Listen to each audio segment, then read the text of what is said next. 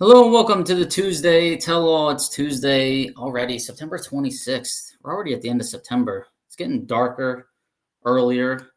It's getting colder. And where I am, it's been raining for like 5 days in a row. So I already don't like it. And then we have the whole time change thing coming up, right? Daylight savings? Are we still doing that? Do we still have to do that? I really don't like it. I hate when it gets dark at like 4:30, 5 o'clock. Does anybody really like that? Who started that? Why do we do it? Why are we still doing it? I don't like it. Anyways, welcome to the show. Let's talk about more positive things than that, right? A lot of racing going on nowadays. It's like the home stretch here, but the season is extremely busy for some, for many. Division 3 coming up. Division 2 just had a national event. I mean, everybody can go to that, but just there's a lot going on here, and I'm kind of excited about it. So let's see. Let's see what happens. Let's see how it pans out. Right? Right. Driverinterviews.com is my website. Subscribe to the YouTube channel if you would for me. We are at, I don't know, 3,500, 3,600 YouTube subscribers, something like that. I have to check. But I'm pretty honored. I can't believe it. I remember when I started with, 5 subscribers by texting 5 friends and saying, hey, can you subscribe to my channel? And they all did it. And now we're at 30-something hundred of them. So that's really cool. I want to get to 30-something thousand of them and 300-something thousand of them and keep doing that. Right? Right. If you want hats, if you want shirts, if you want stickers, if you want to donate, if you want to sponsor the show, that can all be done on my website, driverinterviews.com. Can't do the show without Lupe Tortilla, which I'm finally going to get there in a couple weeks when I head to Dallas. Can't wait. Thank you, Stan and Sheila Holt. Stan the man just had a birthday recently. Happy birthday, Stan. TexMex.com is their website with a hyphen in there. And if you're in the Houston, San Antonio, Austin, Dallas, Texas areas, you can go to Lupe Tortilla. If you go on Google Maps, by the way, and just type in Lupe Tortilla in Texas, you'll notice that they all have at least 4.5 stars. I mean, the food has got to be outstanding, so I can't wait to get there. Draginsights.com. That's Alicia. Thank you, Alicia, for supporting my show. Draginsights.com. Alicia will be with me at Dallas also. We'll be educating people on Drag Insights. We'll do our usual Thursday night happy hour, go live, if you will. That'll be a lot of fun. And we are also going to pay a $100 bonus to the first stock and the first super stock racer to go dead on with a 0. All you need is the required decal, which is right here. See it on the wall right there? That one. We'll be handing those out at the track. All right. So make sure you come find us, and we'll be happy to hook you up. So thank you, Alicia. And if you haven't signed up for Drag Insights, I don't know what you're waiting for. All you need is an email address. Get in there and sign up. Go to draginsights.com and register. Rob Youngblood, advancedclutches.com. Rob Youngblood joining the show this year and supporting me with a new clutch this year to try. So I'm excited about that. Unfortunately, I didn't finish building the engine to my Superstock L Mustang this year. So next year, we'll finally be back on the track with that car and with an advanced clutch to boot. So can't wait. Don Kennedy Race Car Insurance. Hit up Don Kennedy if you want to insure that ride. And I can't see why you wouldn't want to, because did anybody see this? Brad Plord, one of my favorite former stock eliminator cars. I don't think he runs it in stock anymore right now. I think he runs it in like Super Street or something like that. That beautiful, beautiful Chevy 2 fell down off the lift in the trailer. So this is where you need Don Kennedy Race Car Insurance for things like this that happen. Unfortunate incident there. Thank God Brad says the damage is not as, it could have been way worse. So glad to hear that, because I love that car. That thing is so beautiful. And hopefully he can get it fixed. I don't know if he had any insurance, but this is where Don Kennedy can help you out. 602-284-6240 or 1donkennedy@gmail.com, and you can fill out a form and he'll hook you up. Policies are pretty cheap. BonniacEngines.com. That's Bruce Fulper. Rock and Roll Engineering, Mr. 428. He's the guy that came up with the 428 GT Superstock combo that people are running that are going very fast with. And just an all-around Pontiac guru. So PontiacEngines.com. If you want to have him build you an engine, he has engines, he sells engines, and he can help you out. PontiacEngines.com. CP Carrillo Pistons. Rick Pennington, rpennington@cpcarrillo.com. Don't forget the hyphen, 2 R's, 2 L's. The only pistons I've ever run in my 289s. Total Seal piston rings, the only rings I've ever run in my 289s. But Lake Speed and Keith Jones are my guys over there. They're the ones that I talk to all the time whenever I'm ordering a set of rings or need to know something about a set of rings. And obviously, if you've watched any of our tech segments with Lake Speed, that guy's a wealth of knowledge, a tribologist, right? The study of friction. So the guy knows all about oil. He helped develop Joe Gibbs oil, and he knows all about piston rings and honing and cylinder walls and how you can reduce friction, reduce temperatures, increase horsepower, right? Tell them all Bobby Fazio sent you. I appreciate it. Outronixinc.com, weather stations and performance electronics. I saw a thread recently. Somebody was asking about weather stations. So outronixinc.com is where you need to go. Get a Perform Air. Get a Perform Air Eclipse. I prefer the Perform Air Eclipse because it has a built-in fan that brings the air in, so you don't have to keep it in the shade all the time. Handheld weather stations always have to be in the shade, and the Perform Air Eclipse does not. And then if you get a trailer-based weather station, they are trailer-based. They don't have to be in the shade, so you might want to make that investment as well. So outronixinc.com, contingency sponsor too. I only like to buy products from people that are paying contingency. It's great of them to do it for us, and then in return, we like to do them a favor by purchasing their products. So that's how that goes. All right, we got a lot of comments here. I hope Walt Walker's in the house. He's usually number one. There he is. Let's go. Happy Tuesday. So Walt Walker and I, for anybody that is unaware, and you probably are unaware because I haven't really posted anything about it, but Walt and I are going to do a special segment on Friday, October 6th. It's going to be like a Jegs All-Star preview because the Jegs All-Stars are going to be running in Dallas, Texas, NS Texas, October 12, 13, 14, 15, whenever that race is, 12th to the 15th. Yep. So Walt, being the genius class racer that he is, and obviously has a huge following. He's got the Stock Super Stock Facebook group. He can provide us some of his insight. He knows all the he knows more racers than I do, that's for sure. So he can give us some opinions, and we can find some maybe favorites, some underdogs, some what have you. I mean, nobody's really an underdog if they're a Jegs All-Star, right? But we'll look at their stats and we'll just have a little discussion. And it'll be on Friday. So it's going to be relaxed, and you guys can stay up late. I mean, Ray Thurston doesn't have to go to bed at 8:30 on a Friday, right, Ray? I think this is the last year it's happening. The last year what's happening? Let me know. I'm a little nervous. Happy Tuesday, Sean Conway. Happy Tuesday to you too. What's up, Brian Zenson? Why are you going to scare me with last year that it's happening news and then say hello? Say hello first and then scare me with news, all right? Steve Bruce, how you doing, buddy? Happy Tuesday from beautiful downtown Amesbury, Massachusetts. All right, Nick Ryder's listening. There he is. Nick Ryder had a good weekend this weekend. Way to go, Nick. In the other car, if I may say so myself. Dennis Chapman, what's up? Don Kennedy, what's up? How you doing, Don? Daylight savings, November 5th. I hate it. Oh, is that what you were talking about, Brian Zenson? Maybe this is the last year we're doing daylight savings? Sweet. Ennett Morris, how are you doing, sir? Thanks for joining. Jay Tittle, hello from South Dakota. Billy Ryder, that's Nick Ryder's son. What's going on, Billy? Jim Greasy, hi, how you doing? How are you? Tom Maioli's from the left coast.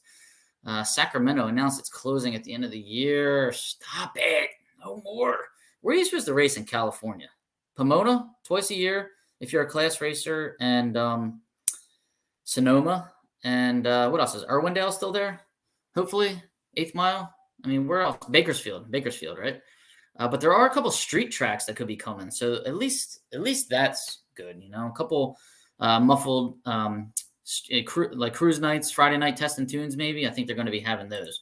So Tom Phillison, if you know. Congratulations to all the winners this past weekend. And how about a third-generation Emmons stock eliminator winner at Tulsa? Yeah, Will Emmons won. And 76 years young Pete Peary won. So the Emmons family team did a great job this weekend. The Lucas Oil team, I should say. Can confirm Lupe Tortilla is great. Free ice cream for kids, too. I'm telling you.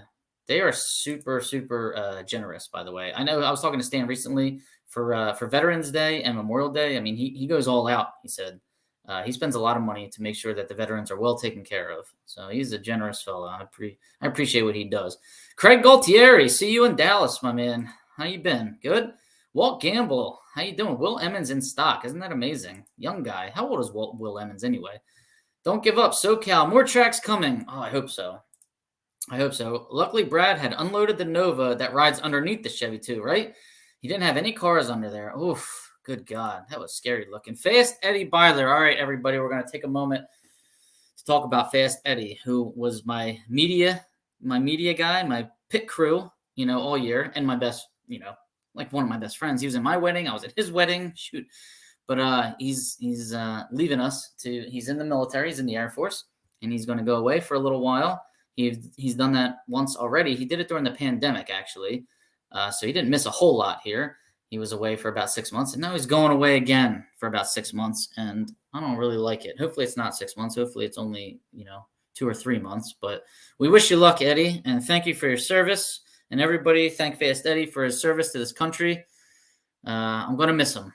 And he's recently married, so his wife has to, go through this as well. I don't know how they do it. And I know it would be hard for me not to see my wife for 6 months and vice versa. I know she would absolutely be devastated not to see me for 6 months, right? As would anybody.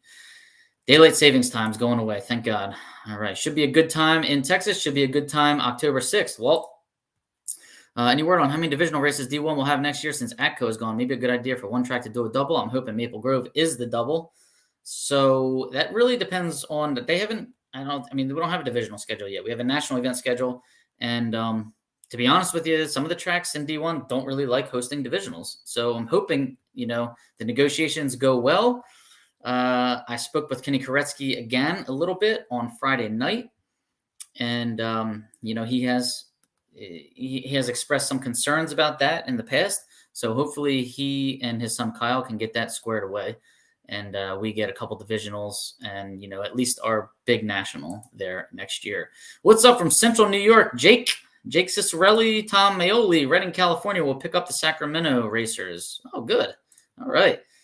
You're welcome, Eddie. We're going to miss you, buddy. And thank you, Fast Eddie, for your service. Thank you, Fast Eddie. Thank you, Fast Eddie Byler. I'll be keeping you in my prayers. That's my Aunt Lisa. Hi, Aunt Lisa. How you doing? Thanks for tuning in and supporting your favorite nephew, right?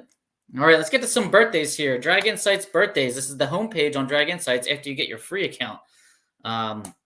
If you just click on home, you'll see the master calendar, and we'll see these birthdays. We had Steve Hahn, September 20th. Happy birthday, Steve.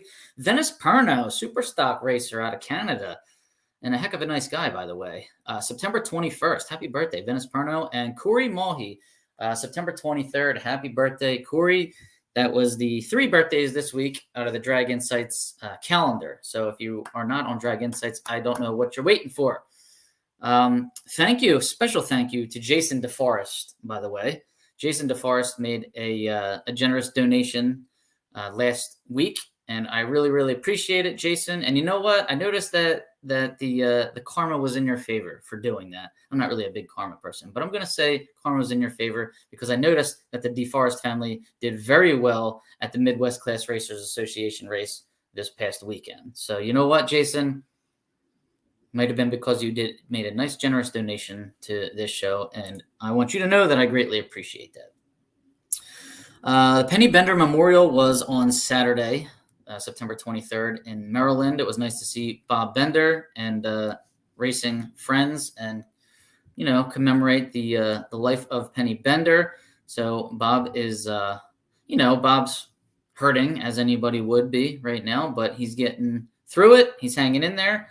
And he's still racing. We saw him at the Nationals recently, and I know he's got no plans to stop racing with that big stock eliminator wagon. We did an interview on Bob last year or 2 years ago, so make sure you check that out. It's got a big, 1969 Kingswood wagon, big boat, and like P stock automatic. Mark Osterby, a Division One, a big loss to the Division One racing family. Now, I only knew Mark just by seeing him with Jeff Tripp. Jeff Tripp runs Superstock, and I've raced Jeff Tripp many times. And to be honest with you, I don't think I've ever beat the guy. And now I know why. I mean, not only is he a good driver, but he had a hell of a crew chief based on what I'm reading here about Mark Osterby. Other than a hi and hello to him every time I saw him, I really didn't know what a legend he was in the racing world. D1 racer, had a lot of success driving for other racers, and he was a mentor to a lot of racers that I race with nowadays. So just reading through some of the posts, people sharing stories about Mark, and I didn't realize how many racers that guy helped. So that's another big loss. I feel like the racing family, we've been having a lot of sudden losses. We lost Louis Desjardins in Division One recently, so we just keep all these racers' families in our prayers. I don't think that there was a service for Mark Osterby. And if anybody wants to share some memories on Mark, feel free to do that in the comments. We would all appreciate reading that. Rest in peace, Mark, and prayers for his family and for, I guess, his good friend, Jeff Tripp. Rest in peace, Mark Osterby and Louis Desjardins. All right, so let's get to some announcements here. Let's bring up, I just want to see this again. This really, oh, God. Brad Plord, I'm glad everybody's okay, and I'm glad the car is going to be okay, but I just wanted everybody to see what can happen here. I read that I don't have a stacker trailer, but putting the when you put it up in the air, I've heard racers like tie certain parts of them down, rest them on the on the pins, the safety pins, because the lift has the tendency to flop up and down, and I guess without the weight on the pins, the pin can slide out, and this is what happened here. I'm not really sure how that happened, but if anybody knows and anybody can comment, or if anybody has any advice for those that do have stackers, because I plan to get one eventually, not tomorrow, but hopefully in the next couple of years. It'd be nice to know how to prevent this incident. So, sorry, Brad Plord. Man, I love that car. How about this, guys? Anybody see this post here? Travis Hess put it out there. It's about the 1968 Darts and Barracudas that are running Hemis. The 426 Hemi combos. They used to be in Super Stock A and Super Stock A automatic, and then in the past, at some point, they changed them to Super Stock AH, and they mostly run their shootouts at Indy. Some of them do run eliminators. I mean, don't get me wrong.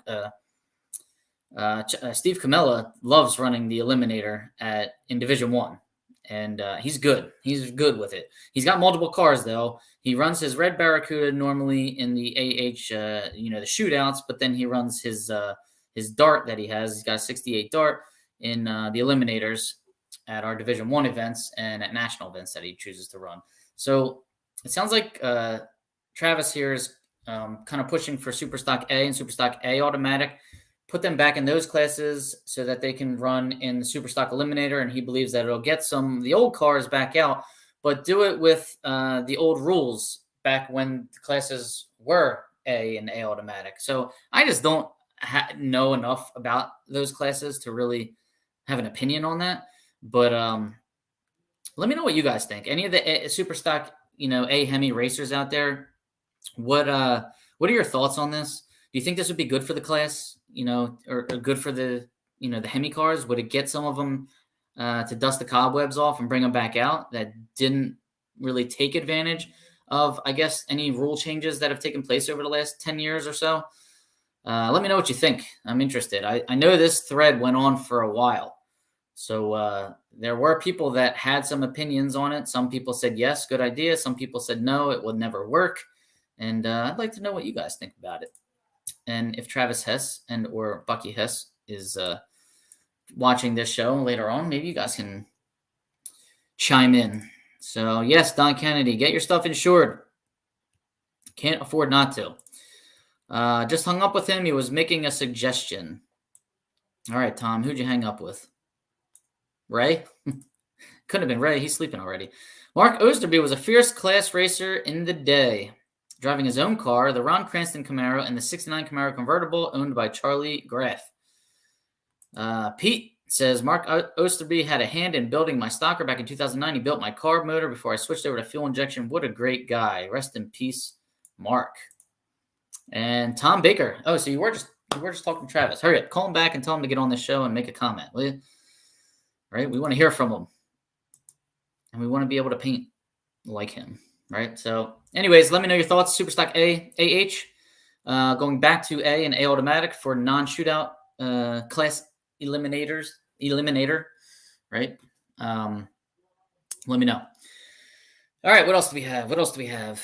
Mother Nature wreaked some havoc this weekend, let me tell you. So we had a national event in Charlotte, right? Concord, North Carolina, ZMAX Dragway. We had Division 4 double, and they got it all done, right?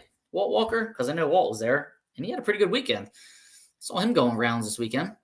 We also had a Midwest Class Racer Association double, and there was an NMCA World Street Finals event, which I would like to know the results of that, if anybody has it, for our stock and super stock brethren, so I can give them a shout out.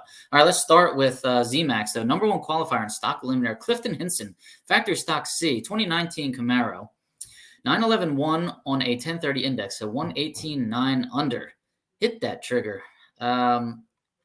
I guess, I don't know if that one's been hit a couple times or not. I can't keep up with all these late model Camaros, but it was definitely a good weekend for the Chevrolet brand for the Camaro, right? Jeff Strickland was in the final against Steve Foley. Both racers have 2023 Camaros. Jeff Strickland, 056 on the tree, runs a 930 with a 1 on a 921 dial-in.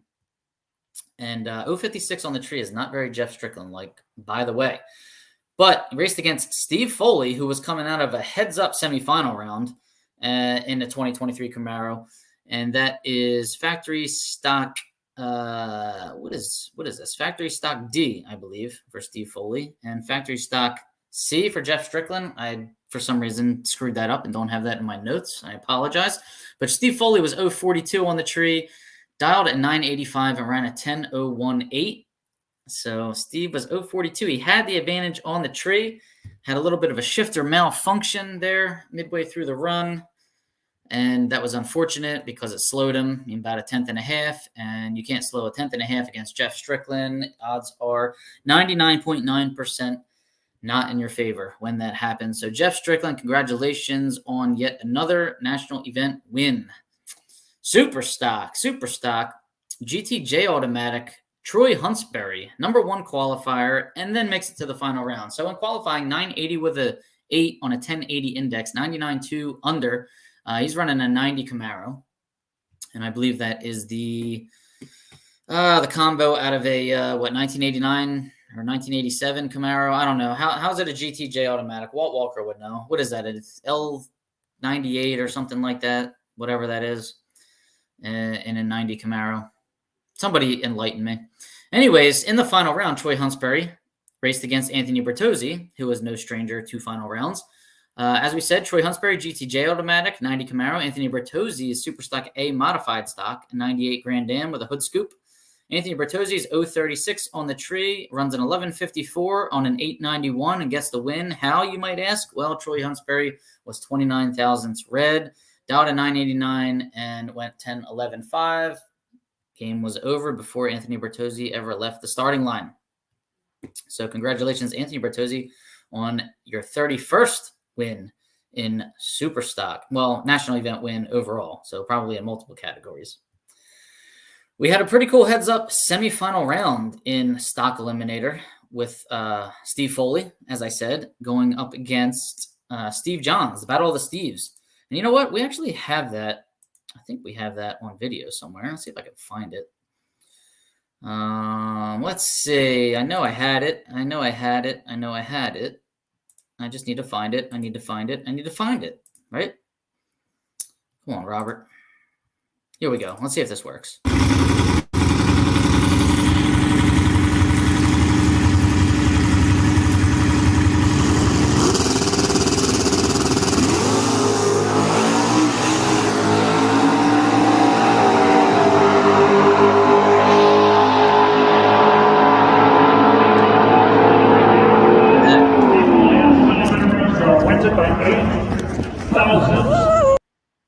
Now, how about that? First of all, how about that that scoreboard on the right side with that huge delay? Wouldn't that scare you? That was kind of weird. But anyways, all out, heads up run. That was Steve Foley in the right lane there. Steve Johns in the left lane. Steve Foley's running a 2023 Camaro. Steve Johns is running a 2015 Camaro. It looks like it's owned by Vic Cagnazzi. But 8 thousandths margin of victory at the finish line. That is a heads-up race right there, and that is the one that we needed to be in front of the crowd. Unfortunately, Mother Nature kind of made the schedule, go all over the place, if you will. They got a round or two in on Saturday. They had to run the rest on Sunday. I think they did run a round or two on Sunday in front of the crowd, which was great, but they finished the pros. The crowd kind of leaves, and then they finished the sportsman, and it's just a shame that this round right here, this actual race was not in front of the crowd, because this is a stock eliminator advertisement right here, right?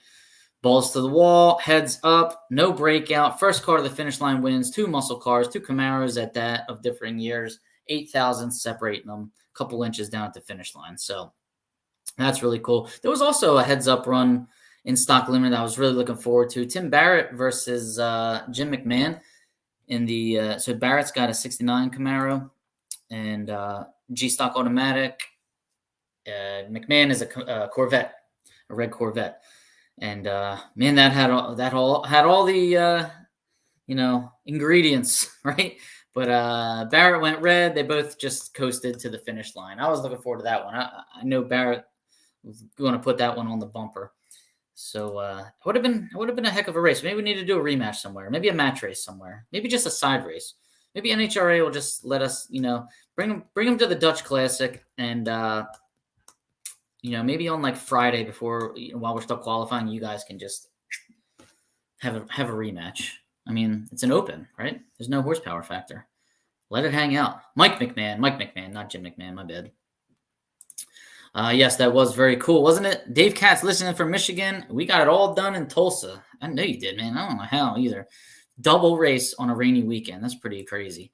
Great chat with Don on your old podcast with Brian. Highly suggest it to anyone. Absolutely. All right, let's get into Tulsa, right? Well, let's see. Number 1 qualifier. So this is race 1. Tyler Castle, factory stock E, 2015 Copo. 983.4 on a 1095 index. That's a 111.6 under the index. And then we got into the eliminator. How about Dave Piest? I feel like I always say this name wrong. 71 Mustang C-Stick, right? Going up against Tyler Castle, who was the number 1 qualifier. The number 1 qualifiers are making it to the final rounds. Unfortunately, they were runner-up in the final round. So Dave Piest, 71 Mustang C-Stick, 027 on the tree, dials a 1075, runs a 1079 with a 1. Tyler Castle, I don't really know what happened here. It's very un-Tyler Castle-like, but he had a 139 light and ran dead on 992.4 on a 992, but you can't give up that much at the starting line. Over a 10th given up to Dave Piest, and that was more than enough.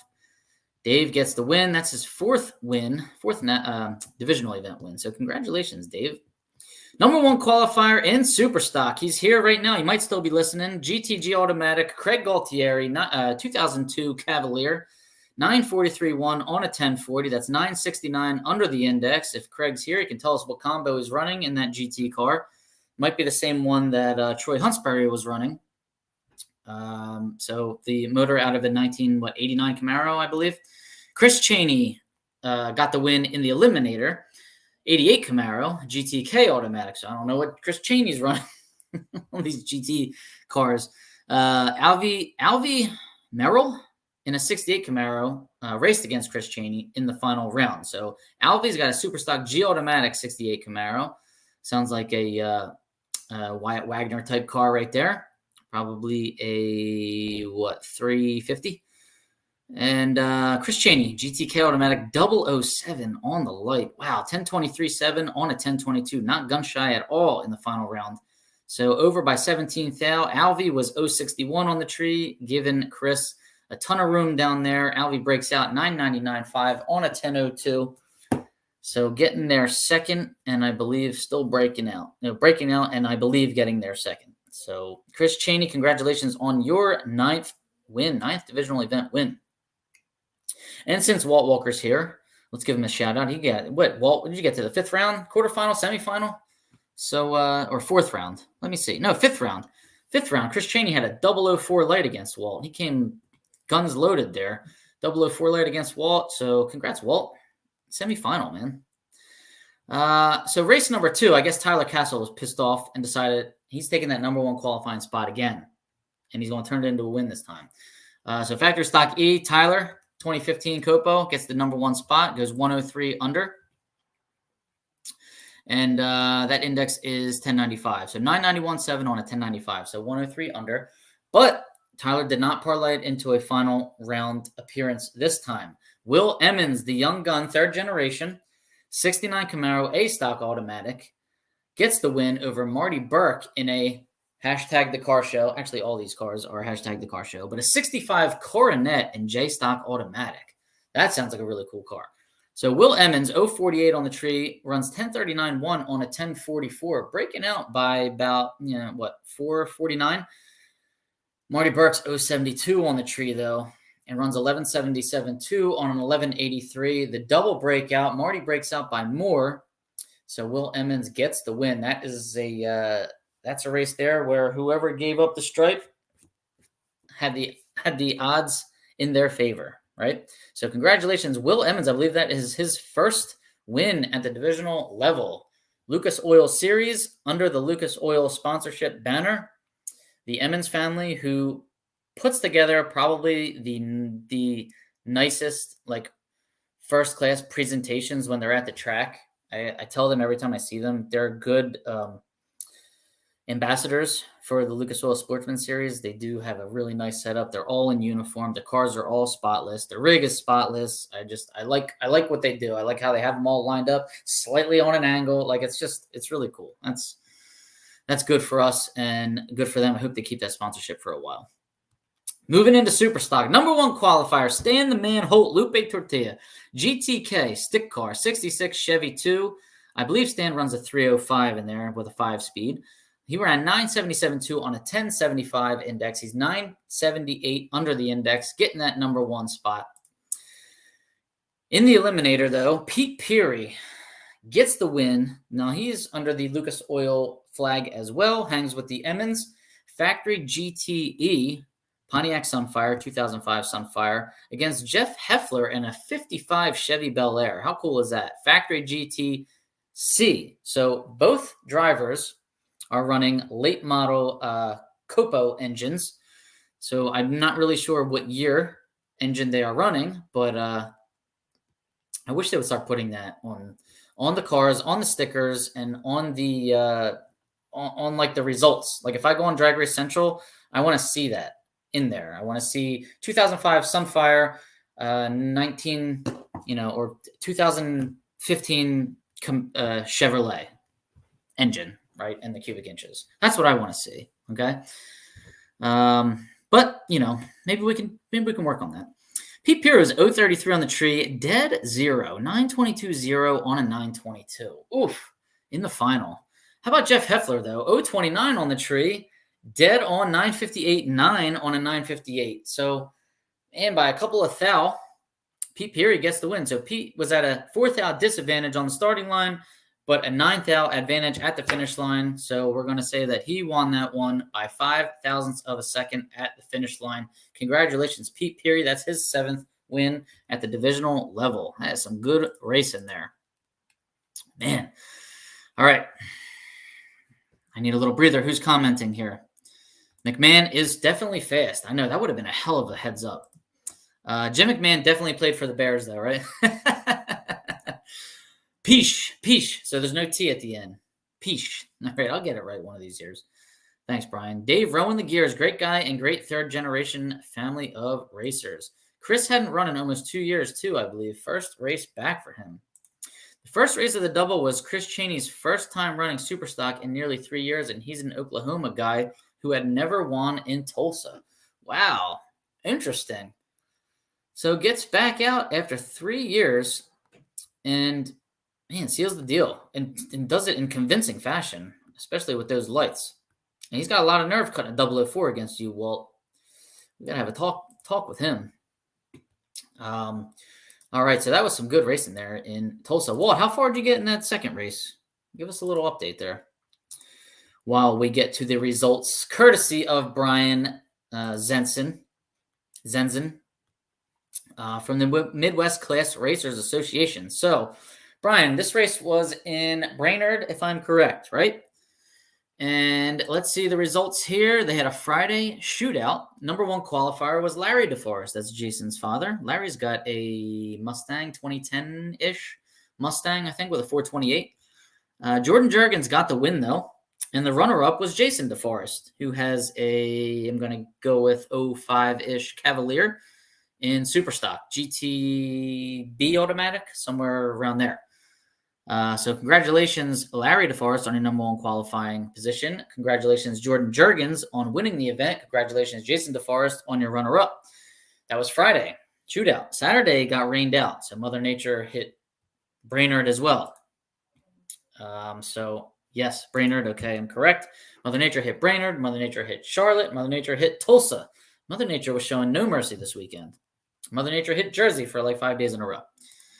Second round knockout in race 2. That's all right, Walt. Don't worry about it. Don't make it up at Dallas, right? And Jason was driving his Camaro. Okay, so he wasn't driving the Cavalier. Saturday was rained out. Sunday, number one qualifier, Larry DeForest again. Congratulations, Larry DeForest. Ben Line was the winner. That is the youngest brother, I believe, of Lance and Jason Line, pro stock racer. Runner-up was Larry DeForest. So Larry DeForest was number one qualifier 2 times and runner-up in the second race. So congratulations, Ben Line, on your win. Congratulations, Larry DeForest, on your number one qualifying position and runner-up at that race. So the last race is now going to be at Kearney, Nebraska. It's this weekend. It's a National Open on Saturday and then an association race on Sunday. And both races pay $2,000 to win. So that's a really cool thing. Actually, I have a, let's see if I got a flyer here. Here it is. So let's put that out there. And let's we'll just get the overlay out of the way for a second. Midwest Class Racer Stock Super Stock Combo, September 30th, October 1st. So yes, that is Saturday and Sunday. Kearney, Nebraska. Presented by Tawny's Chevrolet, something like that.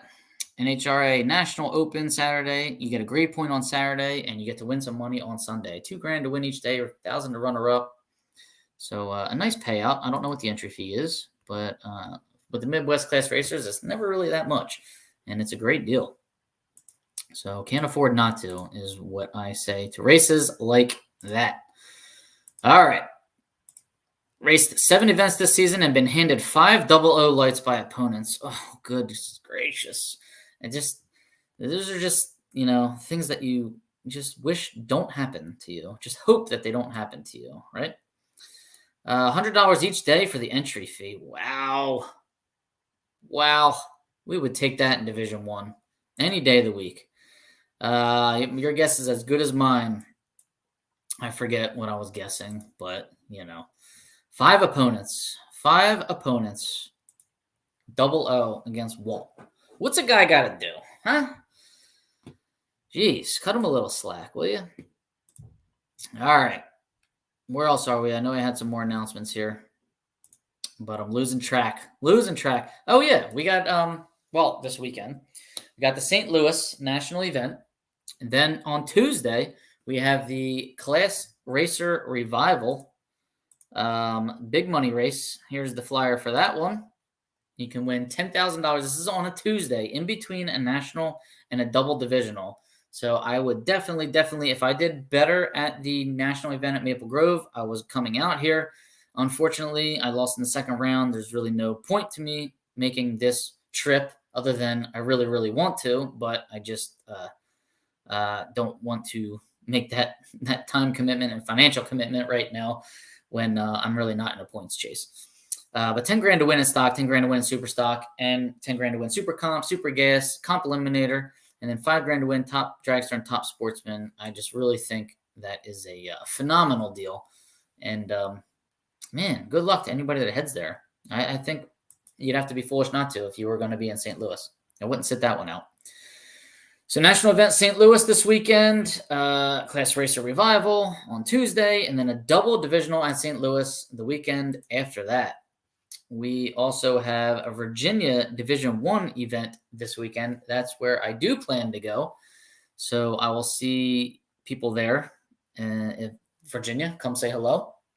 I want to also make you aware, Division 1, Stock and Super Stock, Dead on Zero award being paid by Drag Insights. So Stock has reset to $100, but Super Stock is at $300, if I remember correctly. Yes, it is. $100 for Stock at Virginia, $300 for Super Stock. Going Dead on Zero, must have the decal. There's the decal right there. See it? I'll have them with me in Virginia. Please get them. I really, really don't like when NHRA tells me this person went dead on with a zero, but they didn't have the decal. It makes me feel really bad. Okay, so capitalize. Get the decal. You don't even need to be a member of Drag Insights, though I think you're foolish not to be. This is just being paid as a courtesy by Drag Insights for Dead on Zero for Division 1. Stock and Super Stock right now. And at the NS Texas National event. So make sure you get those decals from myself or Alicia at NS Texas. When I get there on Wednesday, I'll let you know where we are, and you can come get your decals. All right, guys? Anybody that's running NS Texas National event. St. Louis is full this week, by the way. So I'm glad to see that. I hate when there's withdrawals at the end and we are under quota. In this case, we are over quota, which is better for us because maybe they will increase the quota next year. All right, what else do we have this weekend? So Virginia D1, I'll see anybody there that is there. Come say hello. We have an NMRA World Finals in Bowling Green this weekend. I don't know much else about that race. NMRA, I think, is just Mustangs, if I'm not mistaken. And there is a Midwest Class Racer National Open and Association race that we just mentioned, right? So that's pretty much it for this weekend. I don't see what else. They're cranking out 3 national events in 3 weeks. I don't know how NHRA does it. I don't know how those pros do it, man. They got to go. So they went to Reading, they went down to Charlotte, and now they're going over to St. Louis. I guess that's not entirely too bad, even though that trip is probably a little further than one might think. And then they get a week off before Dallas. So 3 weeks in a row, and then Dallas. That Maple Grove national event, by the way, and talking to Kenny Koretsky on Friday night. So I was testing at Maple Grove on this past Friday again, and saw Koretsky for a little bit. I didn't know he was going to be there. I figured he would be in Charlotte. The father, Kyle, was running Pro Stock in Charlotte, but I thought Kenny would be there with Kyle, but he wasn't. He was here, monitoring the testing tune. So he basically said that the national event at Maple Grove, again, was a sellout. I don't know what the parameters are for a sellout. This is up for debate now. I've seen, people saying on Facebook, what are they calling a sellout? I mean, I heard they couldn't let any more cars in the venue. They were turning people away if they didn't have tickets. But the TV views were up 10% over last year. And it was the most viewed Fox and NHRA broadcast of all time, from what I was told. So the Maple Grove National event continues to kill it, I guess we could say. It's an amazing event. If you haven't been to it, it's one of the nicest tracks in the country, in farm country, beautiful scenic views driving to the track.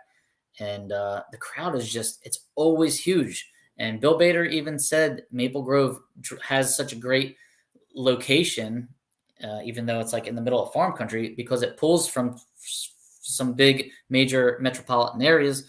It pulls from Philadelphia, it pulls from Washington, D.C., it pulls from, New York, Pittsburgh. They all kind of, converge on Maple Grove Raceway for this event in September. And then that forecast, which was phenomenal all week, and then just threw us a curveball, Saturday afternoon, all of a sudden there was rain coming Sunday. That forecast, I guarantee if that forecast stayed good for Sunday, man, I bet you that place would have been sold out again on Sunday. So that's pretty interesting to know. And I hope that kind of stuff helps draw a new title sponsor for 2025, right? Because Camping World is on board for 2024 and then they're gone, right? So who's going to take over in 2025? This NHRA needs to grow this brand next year to entice some sponsorship. So let's hope that they do it. Let's hope that this pro $250,000 shootout that's happening in Bradenton, I can't imagine NHRA is too happy about that. Maybe it's a little bit of a wake up call. I saw Matt Hartford on the West Buck his podcast yesterday, saying that he made more money for losing first round in pro stock 18 years ago than he did this year for losing first round in pro stock. How have payouts gone down over the last 18 years? Like that's really embarrassing. And NHRA should be ashamed of themselves for that. Their salaries have not gone down over the last 18 years. Those board members, okay? They're not willing to bend when it comes to that, but they're more than happy, it seems like, to sacrifice payouts, lowering payouts at that. It's bad enough they haven't raised them, but when they lowered them, and I know they lowered them during COVID, but did they? I thought they brought them back up. So I just, it just makes you shake your head. Like, come on, this is supposed to be world class, top notch drag racing. You're on Fox. You got major sponsorships, and technology it keeps moving forward. The cost of everything keeps moving, up, increasing. These payouts need to come up, okay? And I know for a fact anybody that's racing sportsman, stock and super stock and all the sportsman categories, if you won a national event 18 years ago, you made a hell of a lot more than you make right now if you win one. So this needs to be addressed, and I think NHRA needs to bend a little bit. I don't buy the the whole reason that, oh, well, we lost the contingency sponsors. What do you want us to do? Well, you got to do something. It would be nice of you to do something. Maybe you need to step up and take over where contingency money was lost. Maybe instead of paying $1,800 to win super stock and still paying an embarrassing $1,500 to win stock, because stock's like low grade for some reason. I don't know why stock only gets $1,500 to win a national and all the other categories get $1,800.